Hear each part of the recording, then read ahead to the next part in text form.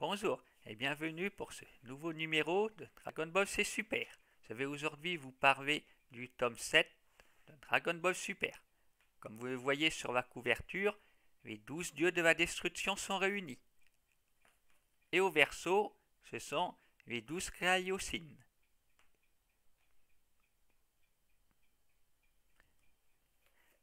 Alors, je vais commencer par vous lire la préface du dessinateur Toyotaro, car ce qu'il a écrit vaut le coup. À la sortie de chaque nouveau tome, un ami me demande systématiquement que je lui dédicace. Pour la peine, je lui fais une petite illustration. Mais je me dis que ce serait mieux si je lui dessinais un personnage différent à chaque fois. Alors, je lui ai demandé « Ça te va si je te dessine Zeno ?»« Zeno ? C'est qui ?» Je suppose que vous qui regardez cette vidéo savez très bien qui est Zeno. Pour rappel, il s'agit du roi de tout au sommet des 12 dieux de la destruction et l'organisateur du tournoi du pouvoir. 8 univers participent avec 10 combattants par univers, ce qui en fait donc 80. Évidemment, sur toutes ces personnes réunies, la plupart manquent de charisme et ne restent pas suffisamment longtemps sur le terrain.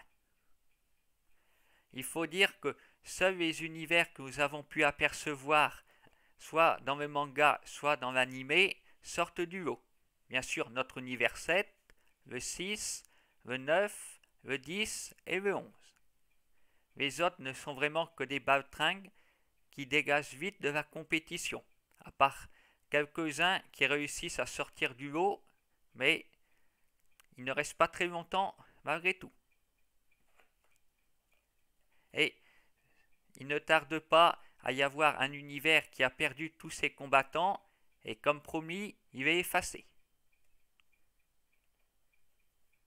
Partout, il y a des pertes.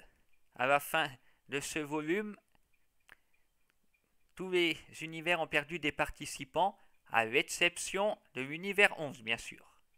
Cela s'annonce difficile pour Sangoku et ses amis. Et oui, l'univers 11 fait partie, évidemment, de ceux que nous connaissons. Il nous a été présenté comme le plus fort, et cela se confirme. Parmi les participants, seuls ceux que nous avons vus avant la compétition paraissent forts aussi.